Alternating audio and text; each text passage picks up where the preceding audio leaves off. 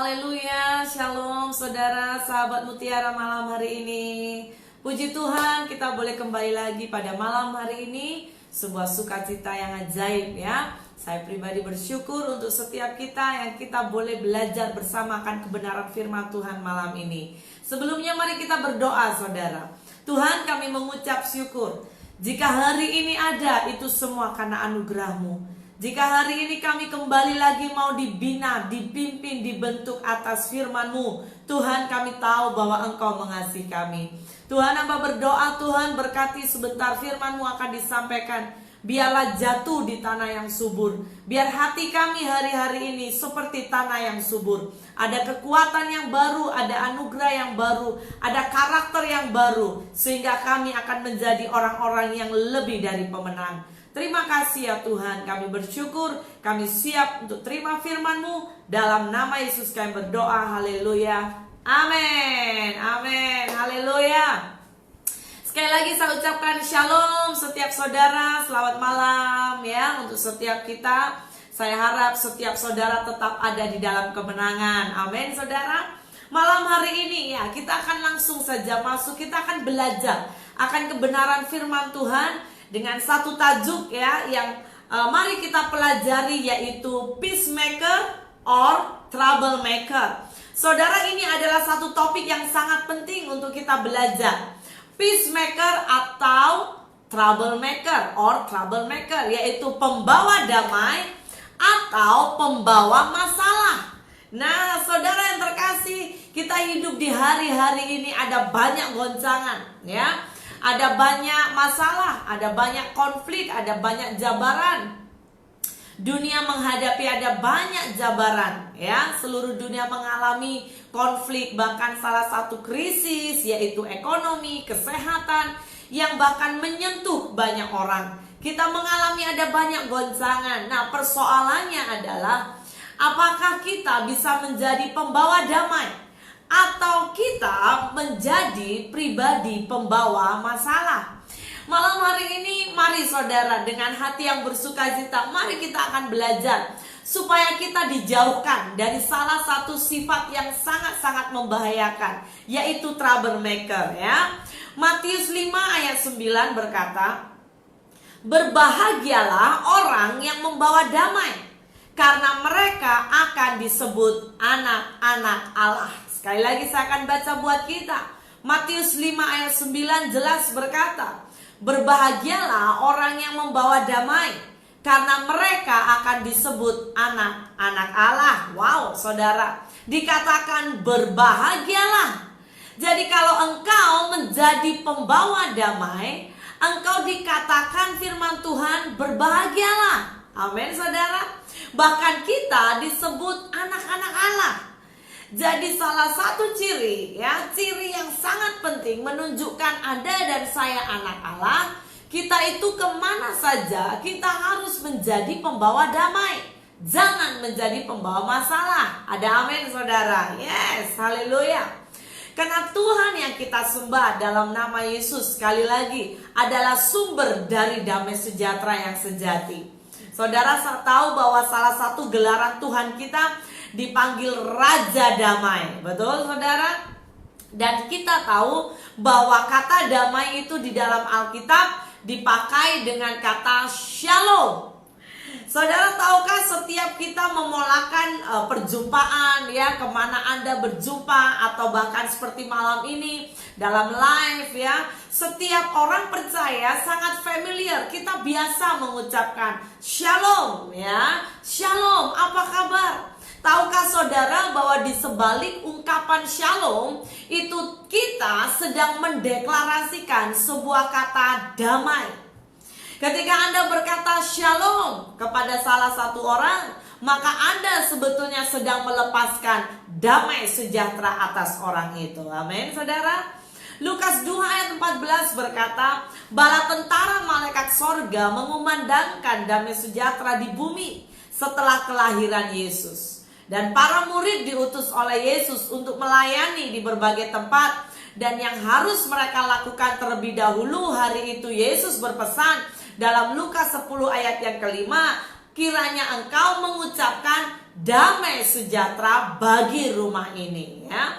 Jadi sekali lagi, betapa yang namanya damai sejahtera itu penting dalam khususnya hidup kita saat di bumi. Damai sejahtera itu harus bahkan kita transfer, kita pancarkan, kita impartasikan di berbagai tempat, bahkan kepada siapapun saudara. Khususnya hari-hari ini kepada orang-orang yang bahkan mengalami ada banyak tekanan, mari kita impartasikan damai sejahtera Tuhan. Amin saudara, haleluya. Sesungguhnya kemanapun Tuhan mengutus kita ya, sekali lagi Tuhan mau agar kita bisa membawa damai. Bahkan di tengah goncangan dunia yang tidak menentu, setiap orang sedang merindukan damai sejahtera. Namun sayangnya sekali lagi saudara, kita bisa melihat juga bahwa ada banyak juga orang-orang yang bahkan tidak bisa menjadi pembawa damai, bahkan tidak bisa membawa keteduhan bagi orang lain. Ya, khususnya bahkan kita bisa melihat di dalam khususnya tubuh Kristus. Malam hari ini kita akan pelajari. Saya akan bawa saudara, kita akan lebih masuk supaya pemahaman kita, pandangan kita akan bertumbuh. Apakah jenis dari troublemaker dengan peacemaker, dan apakah ciri-cirinya? Mari kita cek supaya kita juga pakai ini sebagai bahan evaluasi. Ini akan sebagai bahan untuk kita merefleksi kehidupan kita. Setakat ini sudahkah kita bisa menjadi peacemaker ya? Atau tanpa kita sadari bahwa kita ternyata kemana-mana jadi troublemaker. Itu yang berbahaya ya saudara. Mari kita akan belajar yang nomor 1, yaitu troublemaker. Troublemaker ini sebetulnya kalau Anda memahami lebih dalam, itu terdiri dari 2 jenis. Yaitu yang pertama, peacemaker. Apakah peacemaker? Yaitu pembawa damai yang palsu. Siapakah itu pembawa damai yang palsu? Mereka adalah orang-orang yang sepertinya hidup di dalam kedamaian, tetapi sebenarnya yang mereka lakukan adalah suka menjauh dari konflik, menghindar dari segala bentuk argumen. Sekali lagi kita sadar konflik itu di antara manusia sesuatu yang pasti terjadi ya saudara. Sebagai anak Tuhan bahkan kita justru harus dipanggil untuk membawa damai di tengah konflik seperti ini. Nah, pembawa damai yang palsu tidak demikian. Ya, bukan untuk mereka datang memecahkan masalah, namun jenis ini adalah jenis di mana orang-orang itu sepertinya justru menghindari saudara. Lebih cepat untuk lari atau menghindar dari konflik. Mereka tidak cepat untuk membereskan atau memulihkan. Mereka bahkan cenderung menutupi, dan pada akhirnya mereka mengambil sebuah sikap tidak mau memecahkan masalah. Bahkan kecenderungan terjadi ada beberapa tipe orang, bahkan mereka suka memendam. Ya, dan saya mau berkata saudara, ini berbahaya. Karena ketika kita biasa punya sifat memendam dan memendam tanpa menyelesaikan masalah, maka itu akan seperti bom waktu yang bila-bila saja ketika dicabut punca dari penutupnya itu akan bisa meletup saudara. Dan saya mau berkata, mari belajar ya, kita sama-sama belajar anak Tuhan. Biar kita bisa menjadi pribadi ketika menghadapi konflik, ketika menghadapi masalah, mari punya sebuah gaya hidup cepat bereskan. Ada amin? Yes. Mari kita akan lihat salah satu contoh. Contohnya seperti apa pastor? Contohnya adalah ketika salah satu orang ya saudara, Anda mungkin kenali seseorang. Kemudian Anda kenal sekali bahwa orang ini ternyata teman dekat Anda. Tetapi teman dekat Anda itu sedang melakukan dosa yang tersembunyi. Nah, di situ Anda itu didorong untuk menegur dia. Tetapi Anda khawatir dia tersinggung. Anda khawatir dia itu bahkan marah dengan saudara. Sehingga Anda mengambil sikap yang pasif.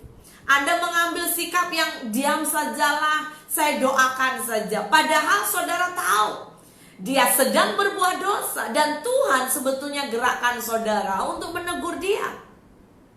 Dan saya mau berkata, inilah salah satu contoh pembawa damai yang palsu, ya, atau bukan sebenarnya.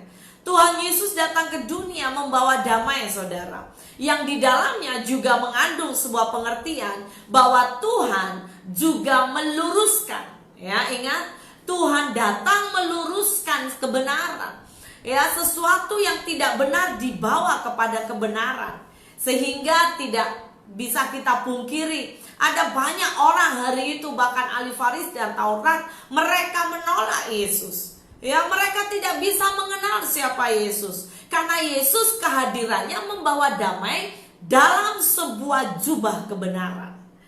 Saudara, dalam Efesus 4 ayat 25 berkata, karena itu buanglah dusta dan berkatalah benar seorang kepada yang lain, karena kita adalah sesama anggota. Saudara, pembawa damai yang palsu itu hanya berfokus kepada dia berfokus untuk berpaling dari masalah, dan dia tidak suka menyelesaikan masalah. Dia memiliki sebuah kebiasaan menutupi masalah, ya, dan saya mau berkata, kebiasaan ini bukan hal yang baik, tetapi ini hanya akan membuat kesan bahwa damai itu memang benar-benar tidak benar, saudara. Ya, saudara, masalah atau hal-hal konflik di dalam hidup ini, saya dorong untuk setiap kita, mari belajar cepat atasi dan mengatasilah di dalam terang damai sejahtera kebenaran Tuhan. Ada amin? Jadi jenis ini itu lebih bersikap pasif, ya. Dia itu tidak berani, tidak ada sebuah keberanian mengekspresikan sebuah kebenaran. So, saya berdoa, saudara yang terkasih, untuk setiap Anda yang join live, mari kita bangkit, ya, mari saudara bangkit. Mari bangkit menjadi anak-anak Tuhan yang dewasa, dalam hikmat, dalam roh, dan dalam pengertian. Ada amin? Ya, jangan hadapi konflik segala sesuatu hanya dengan emosi, tapi mari kita bertumbuh dengan akal yang sehat.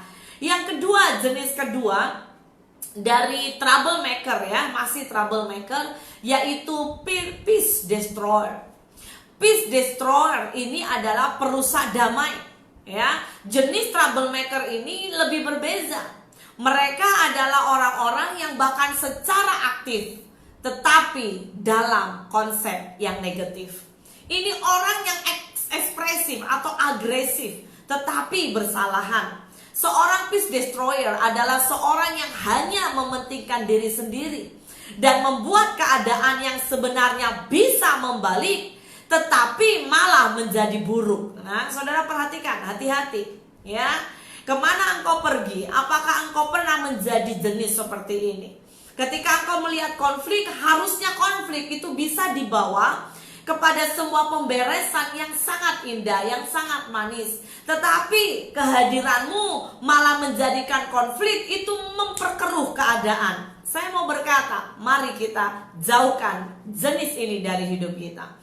Dan bahkan saya mau berkata, ini sering terjadi kecenderungan ini di antara anak-anak Tuhan.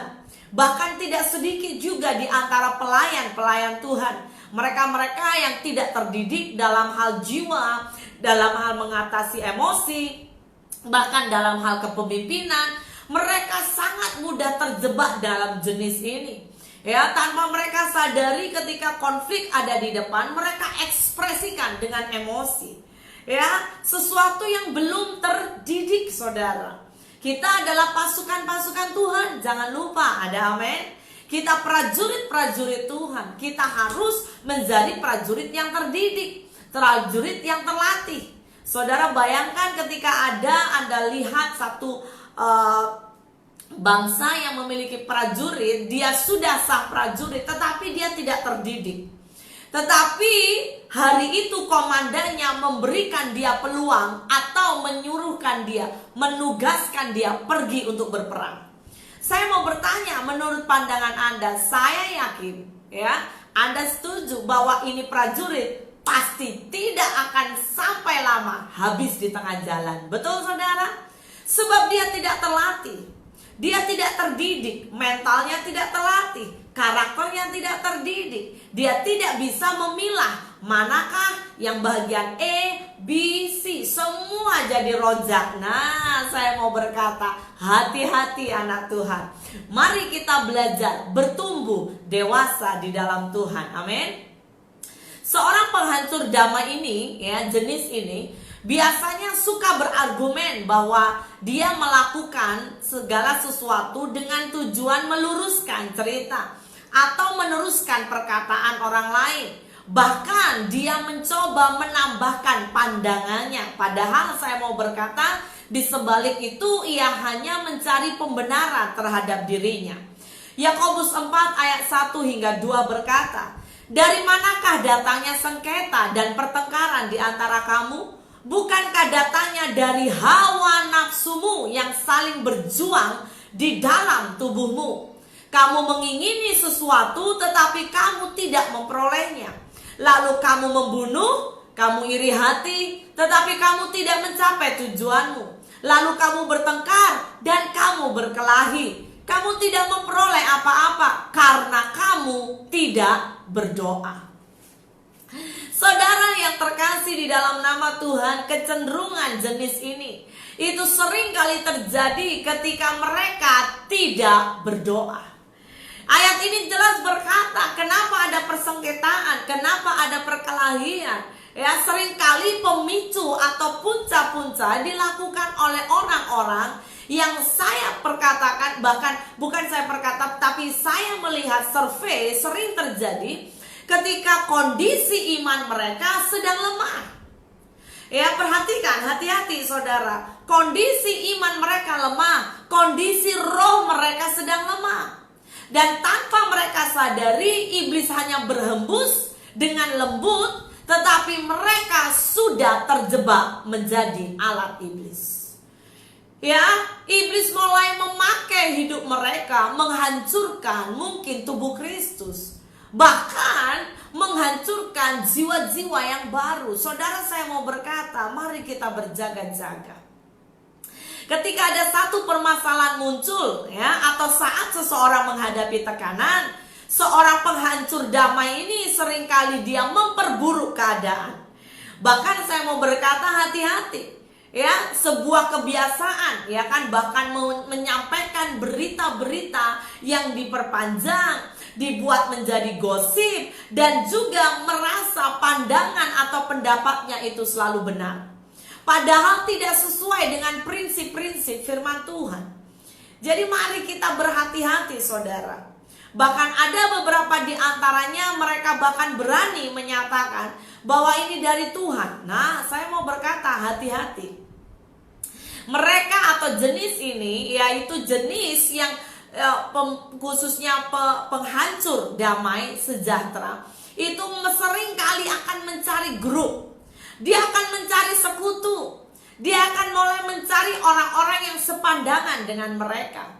Dan saya mau berkata, menghadapi ini, sebetulnya Alkitab jelas berkata, dalam Roma 16 ayat 17 dan 18 dengan jelas dikatakan, tulisan Paulus berkata, tetapi aku menasehatkan kamu saudara-saudara, supaya kami waspada terhadap mereka yang bertentangan dengan pengajaran yang telah kamu terima, menimbulkan perpecahan dan godaan. Sebab itu hindarilah mereka. Perhatikan, kata hindarilah mereka, Paulus memakai sebuah kata perintah. Sebab itu hindarilah mereka. Sebab orang-orang demikian tidak melayani Kristus Tuhan kita, tetapi melayani perut mereka sendiri dengan kata-kata mereka yang muluk-muluk dan bahasa mereka yang manis. Mereka menipu orang-orang yang tulus hatinya. Saudara yang terkasih, saya mau berkata, hati-hati. Ya, hati-hati dengan pergaulanmu. Hati-hati dengan kawanmu. Hati-hati dengan siapa engkau biasa men-sharekan rahasia dalam hidupmu. Hati-hatilah saudara. Kita tidak, atau jangan sampai kita terjebak dengan orang-orang seperti ini. Ya, bahkan jika ada orang seperti ini di dalam tubuh Kristus, ya, kita perlu periksa apakah mereka melakukan, ya, dengan sebuah ketidaksadaran karena dia belum dewasa rohani, Kalau belum dewasa rohani, dia perlu mendapat bimbingan. Tetapi ketika dia melakukan dengan kesadaran, mereka harus ditegur. Ya, harus ditegur. So, kembali lagi terpulang apakah orang itu mau menerima teguran atau tidak. Tetapi ketika ini terjadi, maka orang yang lebih dewasa harus menegurnya. Di dalam Alkitab kita boleh belajar, saudara, ada banyak yang namanya konflik. Dan seringkali konflik itu akan memicu sebuah masalah. Salah satu contoh ya, kita belajar dari kehidupan Adam dan Hawa. Hari itu Adam dan Hawa karena dosa, maka konflik itu muncul. Betul? Abraham dan Lot juga saat mereka mau khususnya berbicara memutuskan ya, yaitu sumur bahkan atau tanah di mana mereka melihat Anda mau yang ini atau itu, tapi hari itu Abraham berjiwa besar. Tetapi hamba-hamba Abraham dan hamba-hamba khususnya Lot itu mereka ada konflik. Mereka berkata, oh ini sumur kami, oh ini sumur bapak kami, oh ini sumur. Konflik yang terjadi. Ya, bahkan kita lihat pada peristiwa Yusuf. Saudara masih ingat bagaimana abang-abang Yusuf hari itu membuat Yusuf korban. Kenapa? Karena iri hati.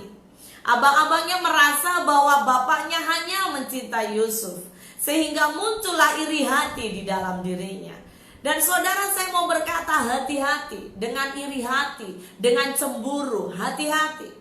Bahkan di sisi lain ada sebuah juga kisah Maryam dengan Harun. Mereka juga sedang konflik dalam otoritas dengan adiknya Musa, ya. Dan banyak lagi masalah di Alkitab. Jadi ketika kita mau belajar bertumbuh, mari kita belajar dari firman Tuhan. 1 Petrus 1 ayat 22 berkata, karena kamu telah menyucikan dirimu oleh ketaatan kepada kebenaran, sehingga kamu dapat mengamalkan kasih persaudaraan yang tulus ikhlas. Hendaklah kamu bersungguh-sungguh saling mengasihi dengan segenap hatimu. Ada amin, saudara? Mari kita belajar ekspresikan kasih, ya.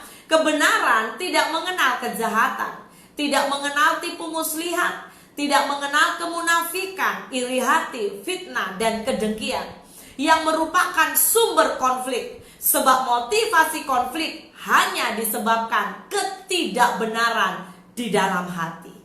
Jadi saya mau berkata, seringkali kecenderungan konflik itu muncul karena ada hati yang tidak beres. Malam hari ini saya mau mendorong setiap saudara, ya, mari belajar sering dan selalu tiap hari kita minta hati yang baru di hadapan Tuhan. Ada amin, saudara? Sebab tanpa kita sadari, ketika hati kita tidak beres, maka akan senang sekali muncul sebuah konflik. Ya, sebab Alkitab berkata apa? Makanya dengan jelas Alkitab berkata, jagalah hatimu dari segala kewaspadaan, karena dari hati terpancar kehidupan. Haleluya. Ya, mari jaga hati kita. Dengan apa, saudara? Dengan melakukan kebenaran firman Tuhan. Ya, mari kita akan belajar pakai perisai iman. Pakailah perlengkapan senjata Allah setiap hari, saudara. Kemana engkau pergi, di tempat kerjamu, dengan siapa engkau berbicara, dengan siapa engkau berfellowship, engkau harus punya ketopong keselamatan, berikat pinggang kebenaran, berbaju zirah keadilan. Semua harus engkau pakai. Pedangmu jangan lupa, pedang roh, yaitu firman. Jadi ketika ada hembusan iblis, Anda itu begitu sangat sigap dan terlatih. Anda menjadi orang yang terdidik. Anda akan mulai boleh detect ini dari Tuhan atau dari iblis. Ada amin, saudara? Jadi ketika Anda tahu ini dari iblis, Anda dengan cepat rohmu mulai menangkap, sehingga engkau mulai pakai pedang rohmu dan kau berkata, hai iblis, dalam nama Yesus, keluar dari hidupku. Amin, saudara. Maka saya yakin kita menjadi orang yang lebih dari pemenang. Amin. Untuk hal ini ada seorang yang bernama Charles Swindoll. Dia mengingatkan bahwa ada 4 hal penting saat kita menghadapi konflik, ya, atau bahkan perpecahan. Yang pertama, jangan lupa kita adalah anak-anak dari Bapa yang sama. Kedua, kita mendapat petunjuk dari sumber yang sama. Makanya hidup di dalam firman, jangan hidup di luar firman. Dan yang ketiga, dia berkata miliki sebuah beban yang sama, sehingga muncullah belas kasihan yang sama. Dan yang terakhir, kita harus berfokus pada solusi. Ya, harus berfokus kepada solusi. Jangan hanya putar, gak ada habisnya. No solution. Tapi orang yang profesional, orang yang bijak, dia selalu fokus pada solusi. Katakan amin, umat Tuhan. Haleluya. Sama halnya saudara, saya mendorong bahkan ketika Anda menjumpai konflik di dalam keluargamu, hubungan mungkin suami dengan istri, konflik itu pasti ya, itu biasa. Tetapi saya mau berkata pada malam ini, mari belajar fokus pada solusi. Ada amin? Dan jangan suka menyerang. Ya, ini kecenderungan kita manusia. Kenapa? Karena dialah,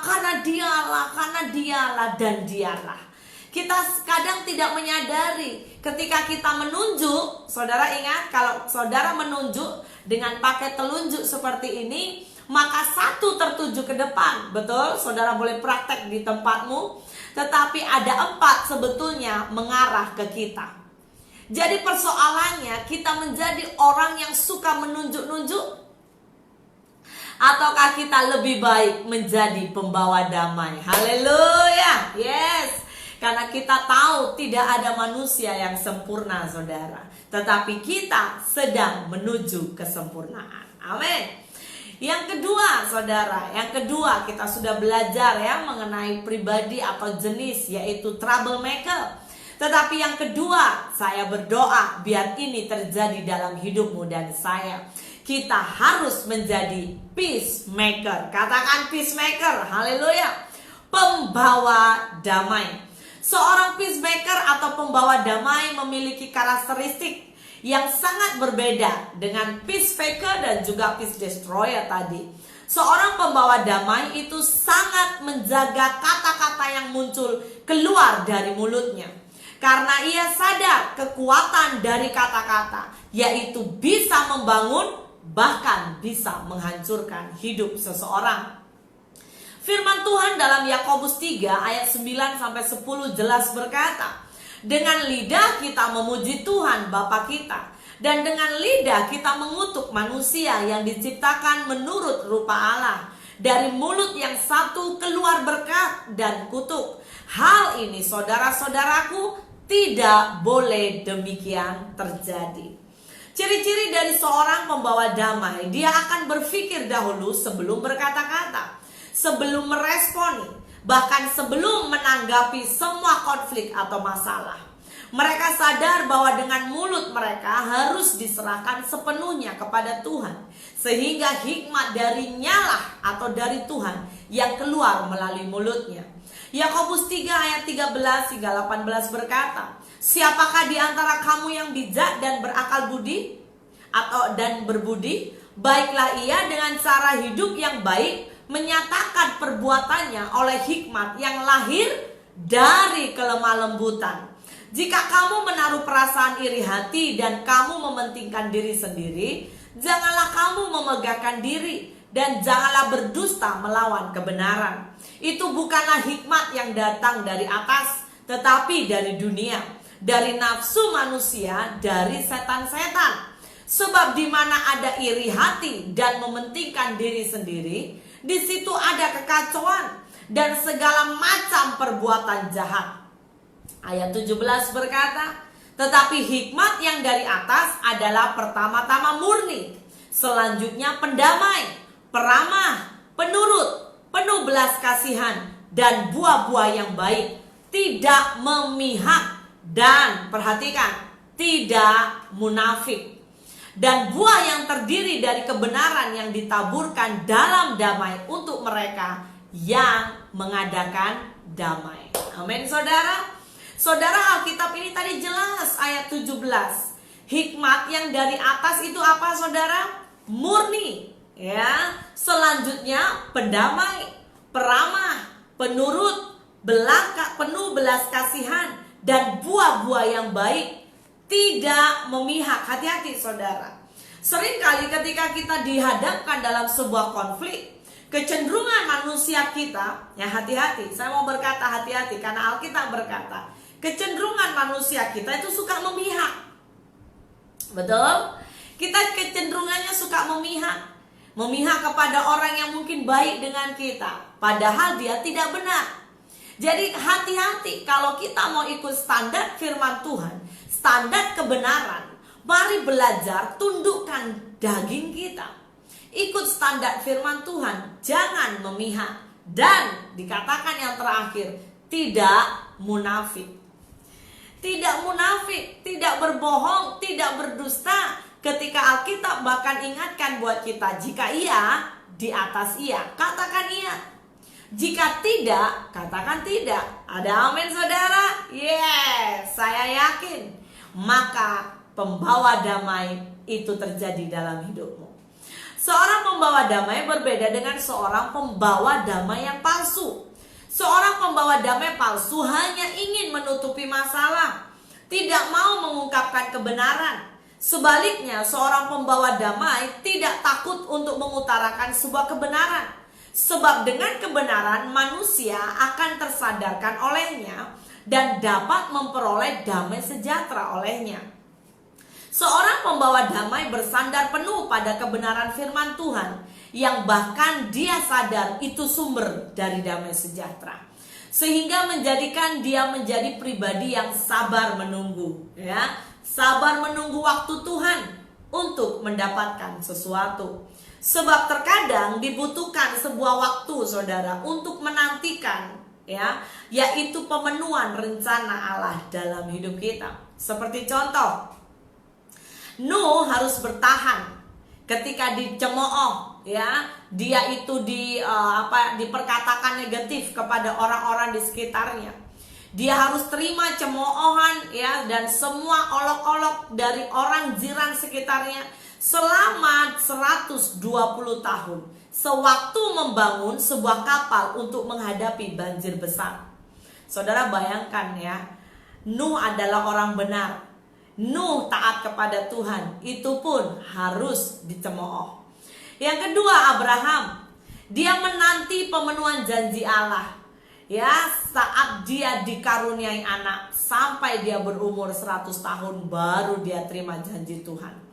Daud, ya, bahkan orang yang diurapi Allah, sekalipun dia sudah diurapi Allah hari itu melalui Samuel, tetapi dia memilih untuk menunggu waktu Allah daripada dia membunuh Raja Saul yang iri hati. Saudara, ada saya memberikan beberapa kelompok ciri-ciri pembawa damai. Yang pertama, orang pembawa damai pasti dia orang yang penuh kasih. Katakan amin. Katakan hari ini, hatiku, hidupku biarlah penuh dengan kasih. Ada amin saudara?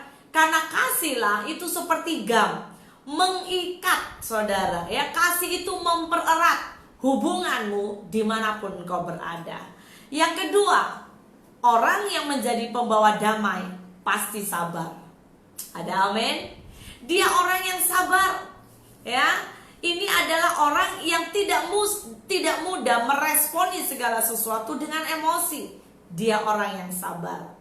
Yang ketiga, dia pasti orang yang rendah hati, ya. Dia itu berusaha mendengar lebih baik daripada berkata-kata. Yang keempat, jelas dia tidak mudah emosi. Pembawa damai yang sejati adalah orang yang bisa mengendalikan emosinya. Dan sebab apa saudara? Sebab dia sudah melatih. Sekali lagi, dia adalah seperti prajurit yang terlatih, prajurit yang terdidik. Yang kelima, pembawa damai adalah orang-orang yang bukan pemarah, ya. Dia tidak mudah mencelut amarahnya.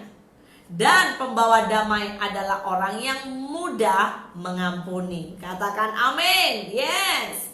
Mengampuni itu adalah sebuah kunci saudara.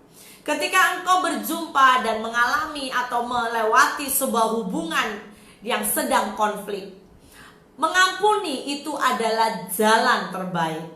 Sebab tidak ada di dalam kehidupan manusia yang sempurna. Tapi dengan kita mengampuni ya dan menerima pengampunan, kita akan masuk dalam sebuah pemulihan. Ada amin saudara? Itulah sebabnya kenapa Yesus datang ke bumi.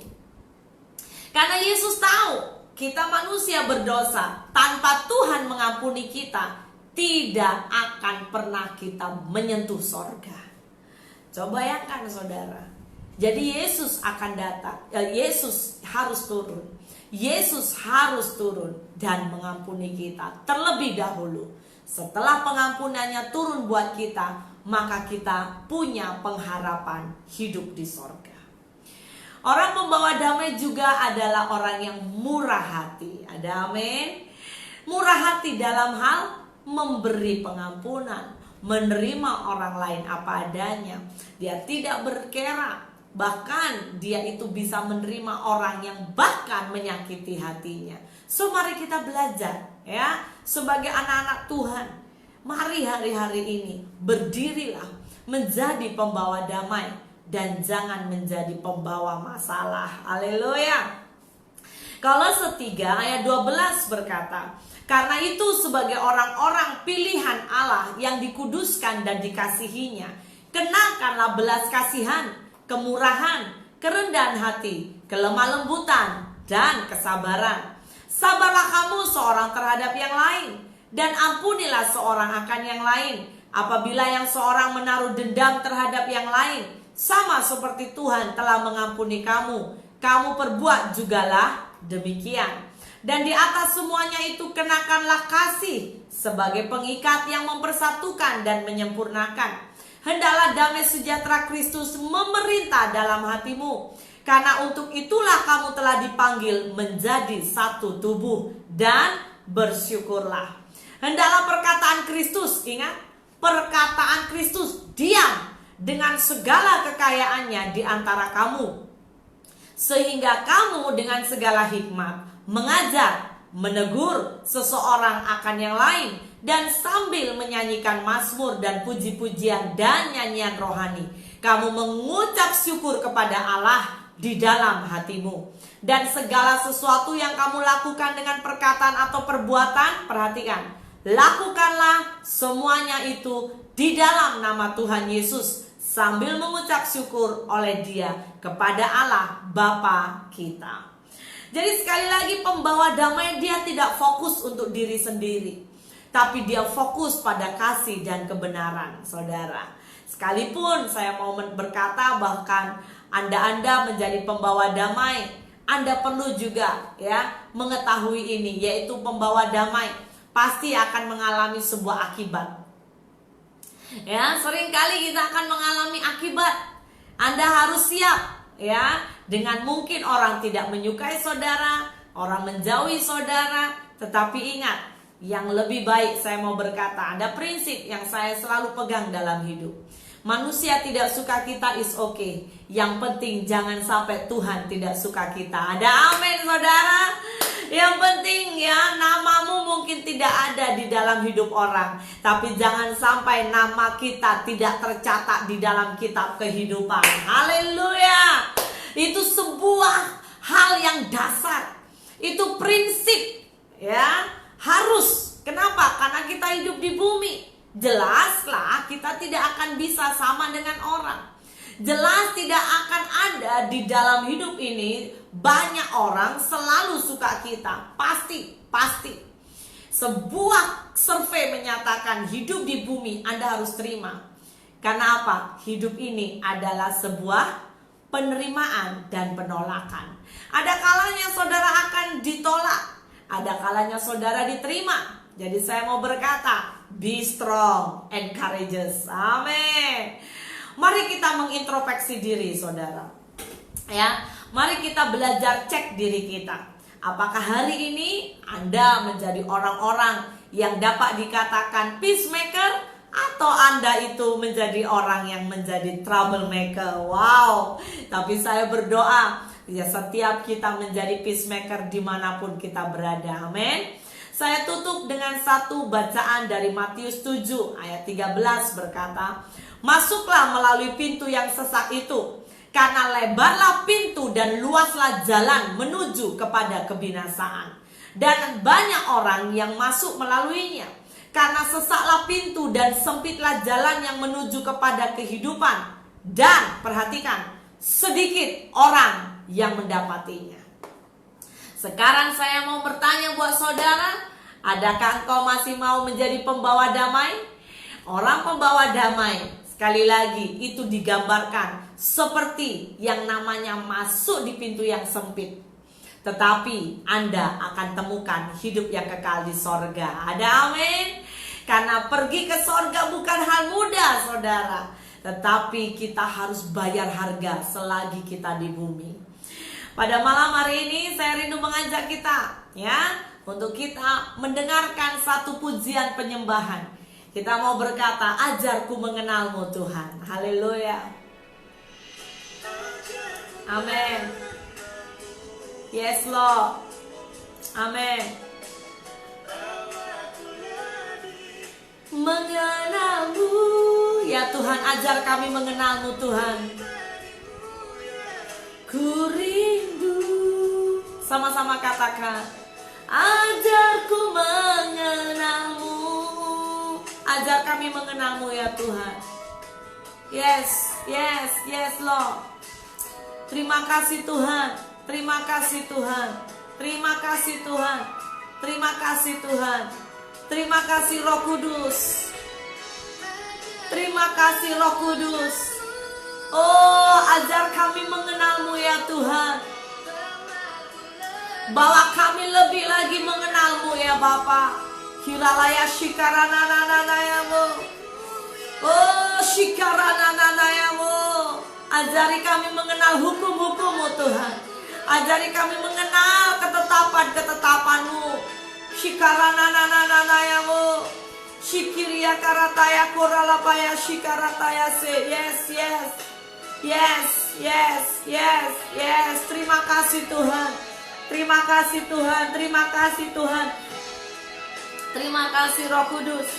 Terima kasih Roh Kudus. Terima kasih Roh Kudus. Oh, thank you Lord. Ajarku mengenalmu, ku lebih mengenalmu. Thank you Jesus.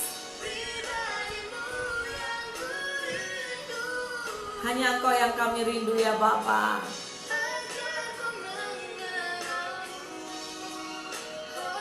Yes, yes Lord.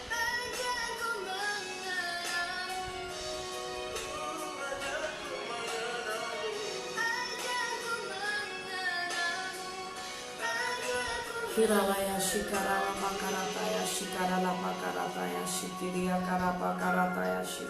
Saudara, mari angkat tanganmu saudara. Siapa di antara engkau yang sempat terluka, bahkan di dalam hidup ini engkau dikecewakan, mari angkat tanganmu dan letakkan salah satu tangan di atas hatimu. Mari kita berdoa. Tuhan, kami datang di hadapan-Mu ya Bapa di sorga.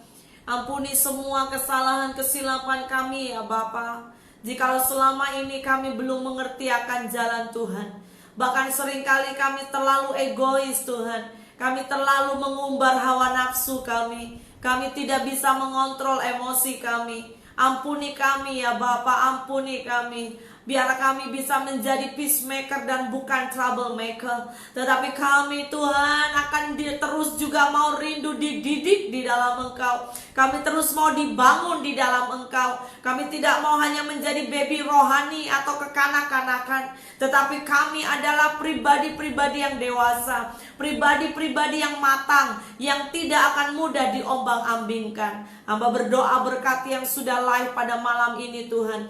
Pakai mereka Tuhan menjadi peacemaker dimanapun mereka berada. Roh Kudus memberi kekuatan kepada mereka. Bahkan sekalipun ketika mereka menghadapi sebuah tolakan atau penolakan, kuatkan dan teguhkan hati mereka ya Bapa. agar mereka tetap berjalan pada kebenaran. Terima kasih Roh Kudus, terima kasih Roh Kudus. Hamba berdoa biarlah firman-Mu Tuhan termeterai kepada setiap hati kami, dan Roh-Mu yang hidup itu yang menuntun jalan-jalan kami sampai kami keluar menjadi orang yang lebih dari pemenang. Terima kasih Bapa di sorga, kami bersyukur. Di dalam nama Tuhan Yesus kami berdoa. Haleluya. Amin. Amin. Tuhan memberkati. God bless you ya. Jadilah peacemaker. God bless you.